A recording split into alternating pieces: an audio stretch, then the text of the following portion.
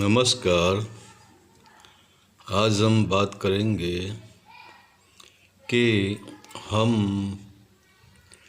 मूर्ति की प्राण प्रतिष्ठा करते हैं, मगर हम अपनी प्राण प्रतिष्ठा करते ही नहीं हैं। आजकल हिंदू धर्म में असंख्य नए मंदिर बन रहे हैं और नई नई मूर्तियों की स्थापना करके प्राण प्रतिष्ठा कर रहे हैं, मगर हम सोचते ही नहीं है कि प्राण हमें आकाश तत्व से मिलता है, शून्यता से मिलता है, और जहाँ आकाश तत्व होगा वही प्राण होगा। मतलब जहाँ खुलापन होगा वही प्राण होगा। और यह प्राण हमारे शरीर में भी गति कर रहा है। इसका कारण हमारे भीतरी भी घटाकाश, मठाकाश, चिदाकाश और अनंताकाश है। मतलब हमारे भीतर भी खुलापन है जहाँ प्राण जा सकते हैं, और वही प्राण हमारा शरीर की ऊर्जा का खुराक है।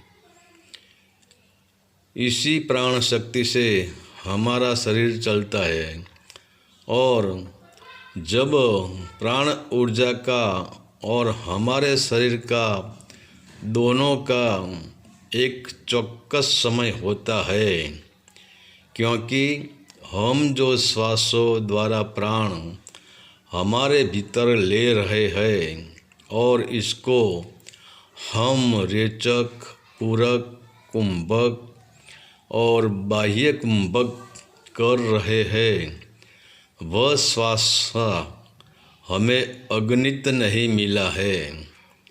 इसका भी एक अंक होता है। इसीलिए तो हम धन इकट्ठा करते हैं, तब हम क्या करते हैं, तब हम प्लस करते हैं कि कल 1 लाख रुपया था और आज 1.5 लाख रुपया हो गया। और इसके विपरीत काल पुरुष क्या करता है? काल पुरुष माइनस करता है कि एक दिन में यह मनुष्य ने कम से कम 21,000 श्वास लेते हैं, तो इसका श्वास का भंडार, इसका श्वास का बैलेंस में से इतना कम हुआ। और बड़ी मज़े की बात यह है कि हम श्वास का सदुपयोग करते ही नहीं है और राग द्वेष में, विषय वासनाओं में फाजल खर्च कर देते हैं। दूसरी बात, जो चीज़ ठोस है इसमें कैसे प्राणवायु जा सकता है? समझो, भगवान कृष्ण ने बंसी बजाई, इसका कारण बंसी में खुलापन था, बंसी में आकाश था, तो कृष्ण बजा सकता था। वैसे ही हमारे जो संगीत के साधन हैं वह सभी भीतर आकाश तत्व से भरे हैं। इसीलिए तो वह हमें संगीत दे सकता है, हमें नचा सकता है, और हम जो बोल रहे हैं इसका भी एक ही कारण है कि हमारी आवाज़ भीतरी आकाश से आ रही है। मतलब जहाँ आकाश है वहाँ प्राण है। तुमने कभी देखा किसी भी ठोस चीज़ में से श्वास बाहर निकली, संगीत उत्पन्न हुआ, तो प्राण को भीतर जाने के लिए आकाश या खुलापन की ज़रूरत होती है। किसी भी प्रकार की ठोस चीज़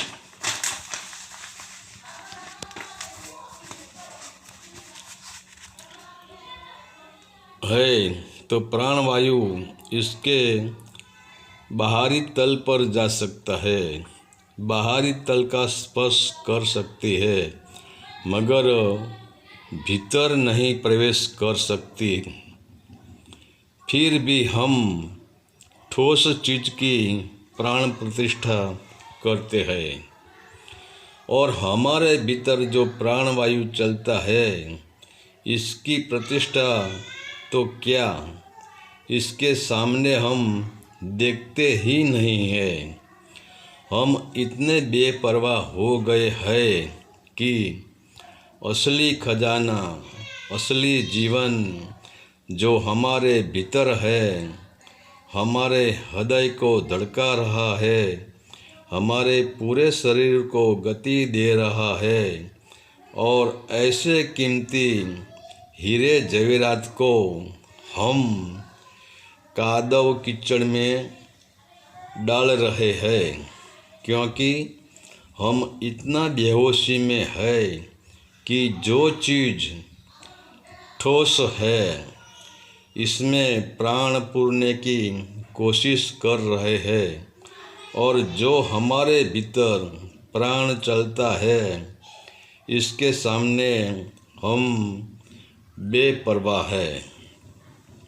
अगर हम हमारी प्राण शक्ति का सही उपयोग करने की कला को जान जाए तो वही प्राण शक्ति हमारी सोई हुई ऊर्जा को जागृत कर सकती है और वही ऊर्जा को मूलाधार चक्र से उठाकर आज्ञा चक्र तक पहुंचा सकती है और हमको सम्राटों का सम्राट बना सकती है।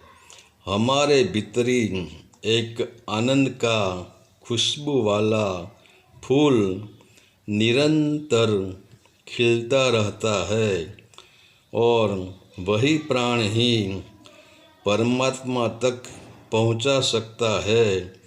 वही तो है असली प्राण प्रतिष्ठा। हरि ओम।